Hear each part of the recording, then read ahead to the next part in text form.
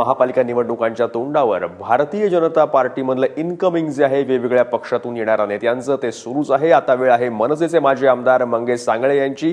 ते भाजपमध्ये प्रवेश करतायत आशिष शेलारांच्या उपस्थितीत आणि त्यावेळेस आशिष शेलार पत्रकार परिषद घेणार। आपण थेट तिथे जाऊया। डॉक्टर रमेश प्रभु मेरे पार्टी का नेतृत्व उन्होंने 1972 से किया और हिंदुत्व का जो भागदौड़ जो पहला केस हिंदुत्व में डिवार को हुए बाला साहब ठाकरे जी के साथ, तो एक हिंदुत्व का नारा लेकर, विकास का नारा लेकर, सबका साथ सबका विकास, मैं बीजेपी में प्रवेश कर रहा हूं और मुझे बहुत आनंद हो रहा है और मुझे लग रहा है आप सबकी मुझे सपोर्ट फिर से मिलेगी। धन्यवाद। जय। मी विनंती करेन आमचे सहकारी मित्र मंगेश सांगळे यांना की त्यांनी सुद्धा आपल्याशी वार्तालाप करावा।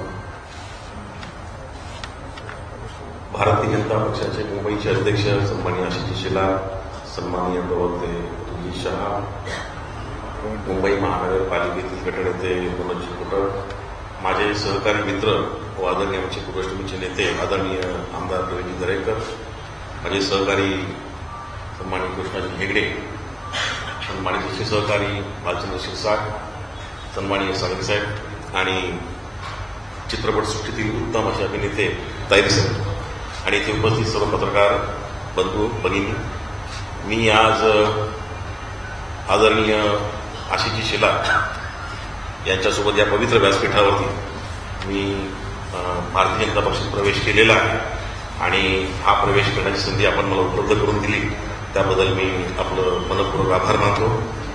राजकारणातील हा माझा पक्षप्रवेश हा थोडासा म्हणावा लागला होता की पूर्वाश्रमीचे माझे जे नेते आहेत आदरणीय राजसाहेब ठाकरे त्यांनी मला चेहरा दिला आणि त्याच्यामुळेच मी आज या व्यासपीठावर काम करू शकलो।